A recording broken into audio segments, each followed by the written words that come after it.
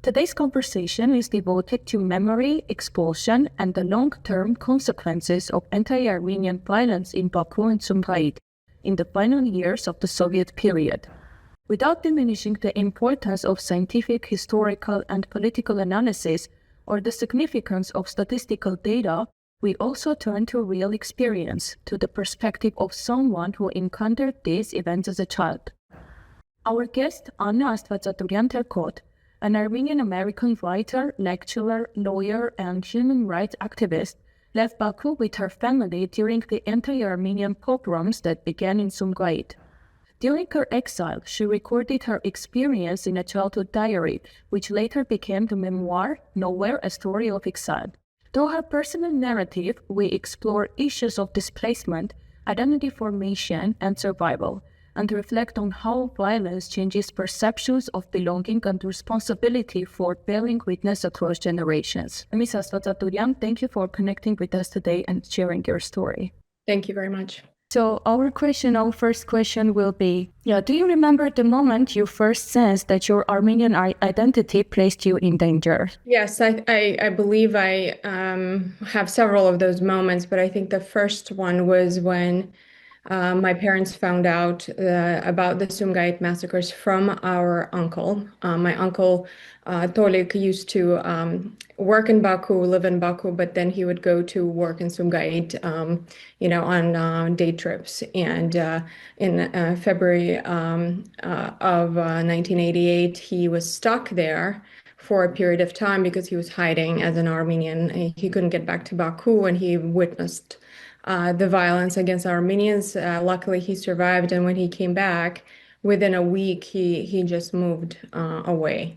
And it was very shocking to us to have our very close uncle, all my cousins move, and my parents began worrying about whatever it was. At the time I was just turned 10. And they didn't want to expose me to that kind of information. But I was curious enough to listen, and grandmother and the situation wasn't just the worry in the home, but also at school. We instantly, as Armenian students, felt different of treatment from our friends who were Azeris and some were Russian. And suddenly we became Armenian. Before we knew we were Armenian, but that was not something that was identified, and we weren't pointed. And but instantly we were different. And I was fairly young, but it was stark enough and blatant enough for us to notice that in school. How did your childhood memories of Baku before the violence influence you the way you later transformed your private diaries into the public narratives of Nowhere, A Story of Exile? The childhood, the first 10 years were fairly uneventful, a typical Soviet childhood.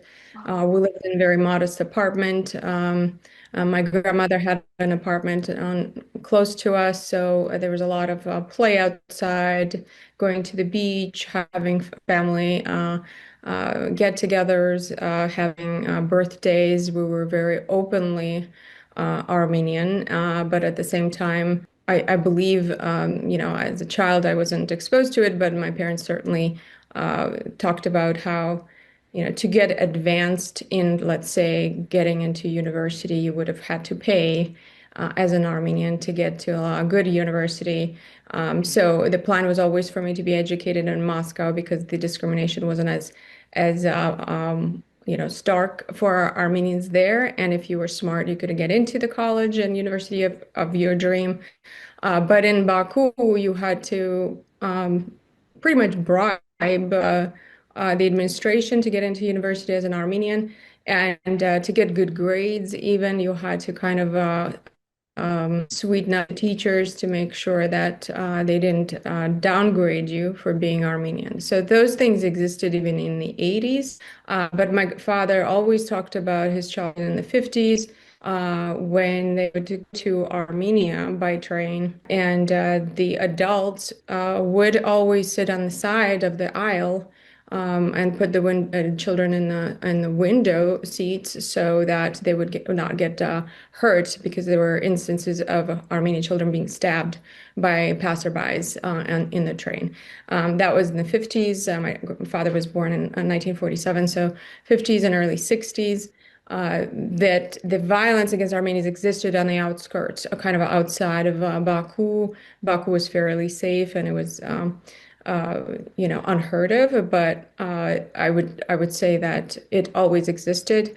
And my great grandparents and grandparents who survived the Armenian genocide trusted the Soviet government to protect us, but did not trust the Azerbaijani mass of people that perhaps trusted their friends and neighbors, but did not trust that they would not hurt them because they were Armenian. So it existed, and the ones that talk about, there are a lot of Baku Armenians who think of their childhood or their youth in Baku as peaceful. I think that they tend to forget those things did exist, and we were always the second-rate citizens of Azerbaijan. So we can say that this change was not something sudden. You had already experienced it through the time. The change was sudden in a sense that it was um, it was out in the open, where before it was more subtle, and it was kind of a way of life. Azerbaijanis would be bosses and directors and principals of schools, where Armenians were kind of the second position in most entities, most universities.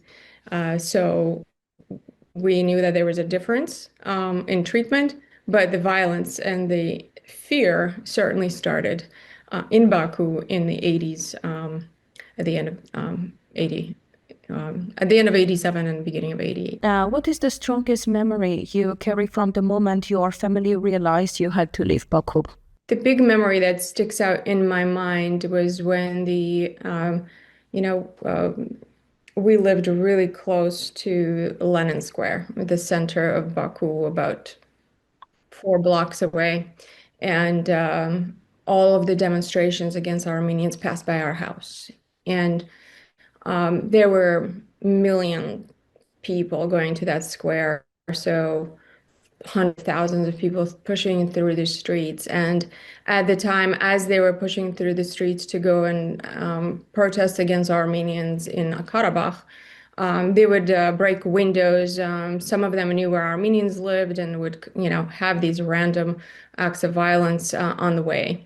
And this was before Baku massacres. So all through 88 and all through 89, those like random acts of violence from protesters happened.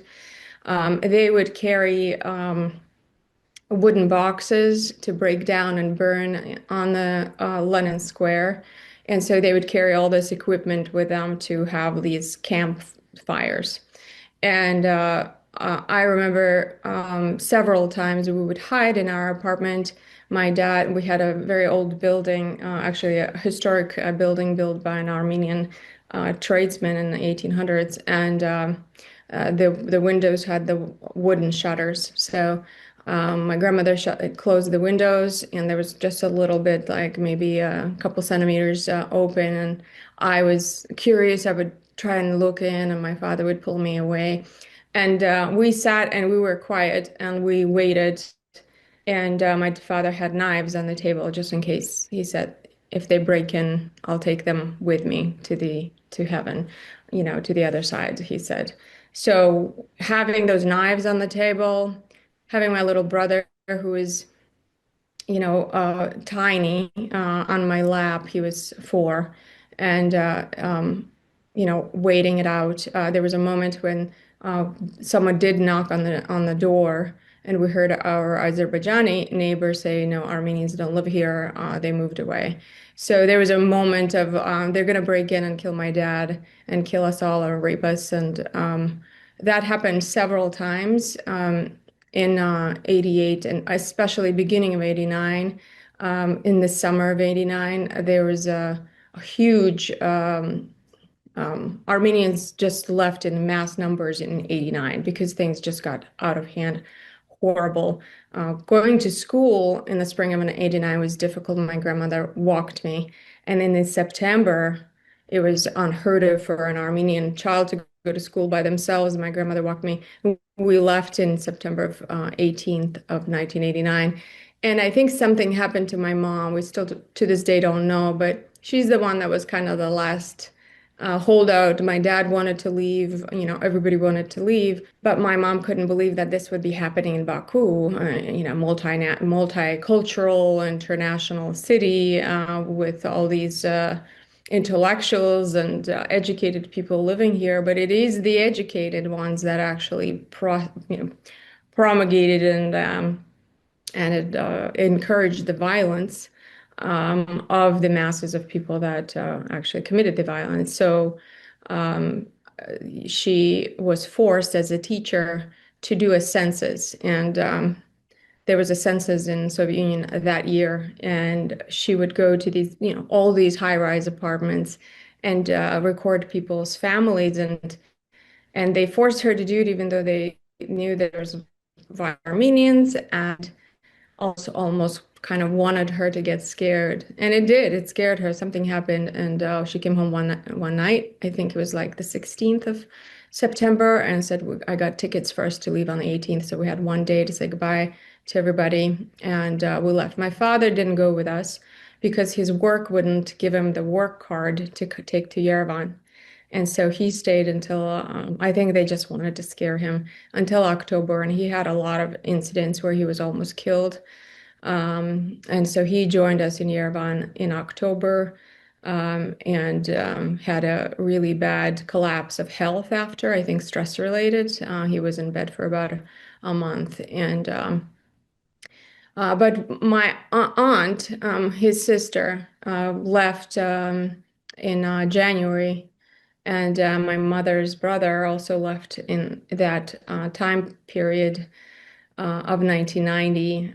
He was actually assaulted, almost killed, and trying to retrieve items from his apartment before they left, and they were waiting for him there. So my aunt was actually taken out of Baku in February of 1990, where the Soviet troops took over the airport. And she was able to fly to Moscow in February, but it was unheard of for any Armenian to remain. She was in hiding all this time. She couldn't get out, and her friends and acquaintances kind of held her in their apartment in secret. So I have family members that were much more traumatized than my family was, my direct family. But I think that those are the memories that stay with us, the ones where you just know you're gonna die. And the other memory I had that was kind of a startling one, that the one that I kind of wake up with in the night. The demonstrations also passed by my school, and so uh, they were so angry that the school still held classes and didn't let their upperclassmen go to demonstrate. So they would break windows on the first, second floor in English class and hiding under tables because they were throwing rocks and the glass was shattering everywhere. And we heard on the first floor them beating our teachers. One of them was Armenian, and he was trying to protect the kids, and he ended up severely beaten. But that was sixth grade, and it wasn't, nobody talked to us about it. We kind of all knew what was happening, and then they let us out. Then they let the kids, the Azerbaijani kids, go protest, and then all the Armenian kids were sent home, on the Russian kids. So That school was not Armenian school. It was also like multiracial or maybe like international. there are no Armenian schools in Baku. They shut down all Armenian schools in 1970s.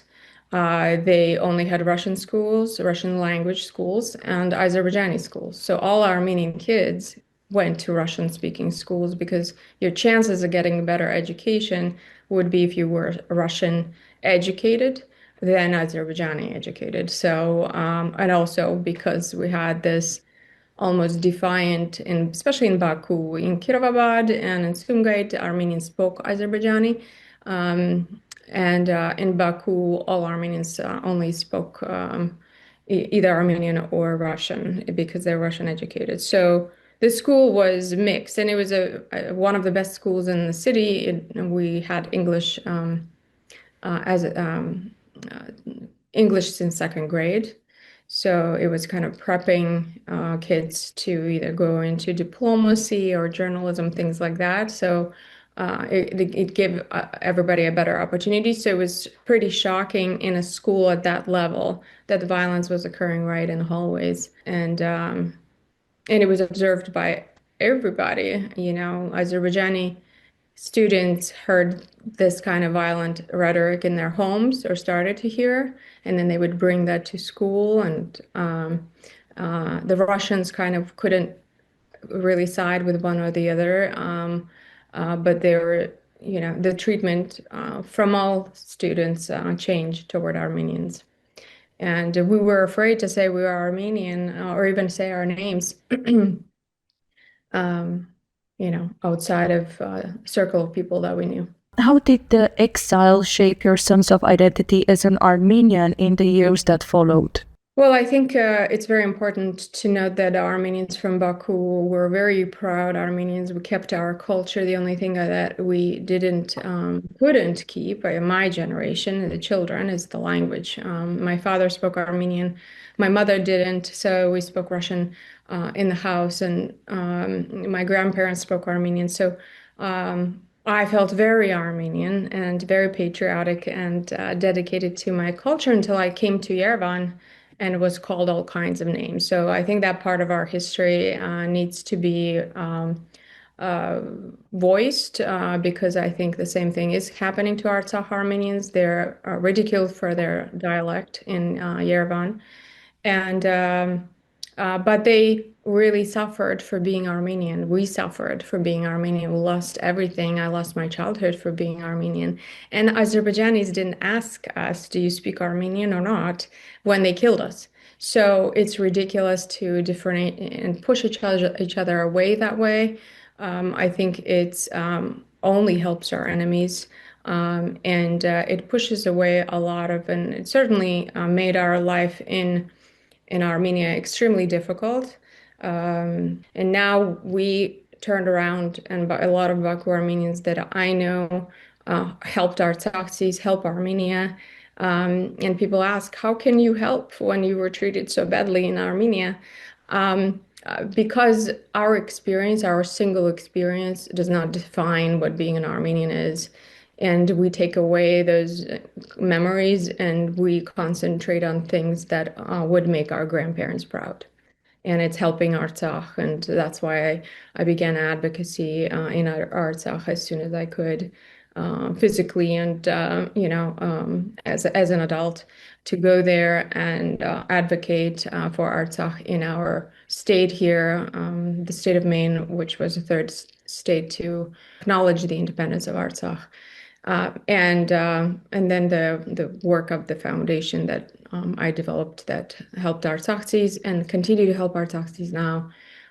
So our tragedy didn't just stop in Baku. Our tragedy continues and continued, and we wanted to prevent that for the people of Artsakh. And unfortunately, we couldn't stop what happened. In your view, how do academic cycles like circles address narratives by Azerbaijani scholars and experts that attribute the deportations and massacres of Armenians to other forces, like minimizing their own responsibility or shifting the blame onto Armenians? Well, it's any academic knows that history is shaped by the storyteller. And we wait as Armenians that someone will tell our story. And we don't tell our stories. We don't advocate for other Armenians. We are continually finding faults and flaws in each other rather than pushing each other forward. I will say that everybody comes to me and asks me how many Armenians were killed in Baku. I was 11 years old. I don't know. Um, the Armenian government didn't document, or if they did, they didn't promote this information uh, in the 30 years before the war. There was no statistical documentation. There might have been stories of people told, kind of but those are not scientific. Those are not statistical. There's no data of how many apartments we lost. Was it 60,000, 70,000? How much does it cost now? And as an attorney, as a banker, those numbers are so important in telling the story. And if you don't have that, then the other guy will come and start changing your narrative and start putting, poking holes in your story and in your history. So the first thing I did after Artsakh War is gather funds and collect information of Artsakhdis, what they lost, who they were, how many kids, how many legs were lost, how many limbs, how many killed, how many teachers, how many, we collected all that information of over 39,000 families. And each interview was done in person. It was 350 questions. And then I brought this to Armenian government and I said, we have this data, humanitarian, legal, medical, psychological loss of Artsakh population. You have all this. I have it. So this data is sitting there for the generations to come to figure out how many families lived in Hadrut, what they lost, how many cars they lost, how many farms they lost and animals. Those are all part of our history that we are just dismissing for someone else to do. And I think the same story happened for Baku Armenians. Information might have existed, but we're an inconvenient annoyance for 30 years, and we were dismissed. Our loss was dismissed, and we were never really used as a tool. Azerbaijan used refugees as a tool, even now, to come and move to Yerevan. We, on the other hand, are just dismissing each other for a dialect or the way we cook our dolma, But they have been so successful as a machine, and I've observed this in my events in embassies when I was invited to speak about Baku pogroms. They are a machine. They work toward a certain goal, an interest of a nation. And I believe that that's what we're missing before the revolution, during the revolution, and especially now, after losing so much and continue to lose. There's no national interest. There's an interest of others that we are either pushing forward or working toward. And the nation continues to get smaller and smaller, and people are leaving and we're losing territory. So I'm surprised that the way that we've acted this way, we still have Armenia. How did we survive? I have no idea. They are successful not because they are amazing. Yeah, maybe they have petrodollars, but we have money too. We have diasporans who are multi-billionaires. We have, we're functioning government, functioning country. So why are we failing in the storytelling? They're telling their stories, and they told their stories to the European, in European countries, in European cities, in capitals of European Union and United States. They told their stories, and they were believed that we're the aggressors, that we're we took over their territory and we committed genocide. And the most ironic story is in January of 2020, I spoke in Armenian parliament for the 30th anniversary of Baku pogroms, the first time that they had that event. And I was surprised they invited me to speak. And afterwards, I told them a story about the Azerbaijani Hojalu, ads, commercials were on all the city buses in the city, promoting that Armenians committed genocide, which is historically not true. Yet we're not doing anything to stop it.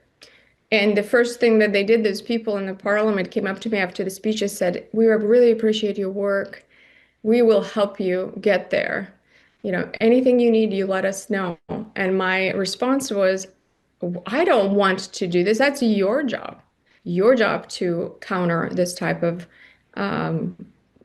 history distortion and give funding to them." And to sum up with, so what do you hope people understand about the Baku and Sumgait violence after hearing the survivor story rather than reading some statistics? Well, I think it was pretty amazing, as a private person, someone who has PTSD and has felt the violence on my own skin. Uh, it wasn't my intention to be a public person. And when my book came out, I was invited to Washington, D.C. to speak uh, on Capitol Hill to U.S. congressmen about my experience. And it was 2012. And I heard all these diplomats speak, and then I spoke. And I saw the difference that my little speech made on the audience compared to the politicians and diplomats. And it really affected them. And I felt that the voice of our people needs to be heard, whether it's me, others. It is really important to tell these stories, and this is why it was important for me to record the loss of Artsaktis, because they can't speak to that Congress. And one day that information is going to be used, whether in legal or political context. But, you know, we didn't have our Anne Frank during the Armenian genocide. We don't have our Anne Frank,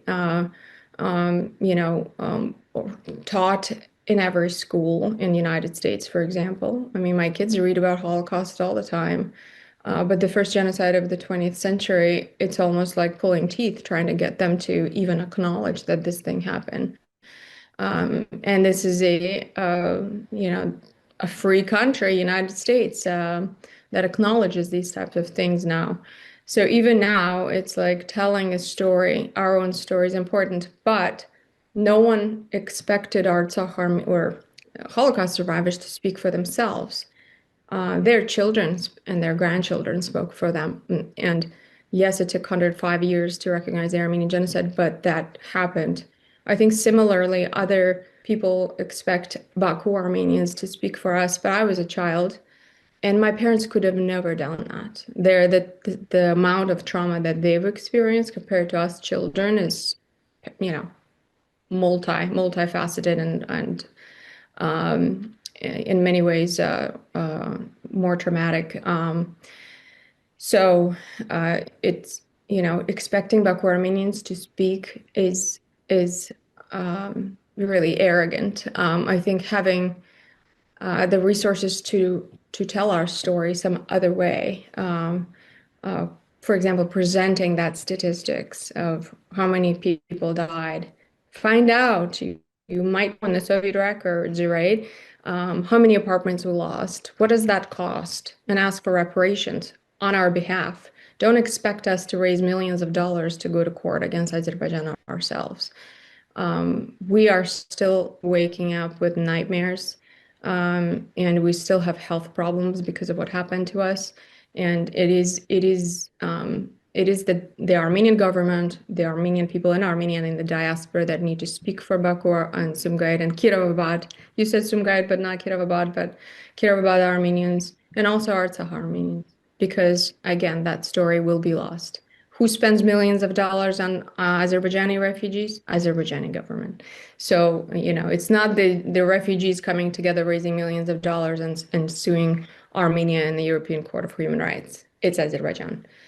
That's not happening for Armenian refugees. Thank you very much. Let me remind you that our guest today was Miss Anna Astvatsaturian Turcotte, Armenian-American writer, lecturer, lawyer, and human rights activist.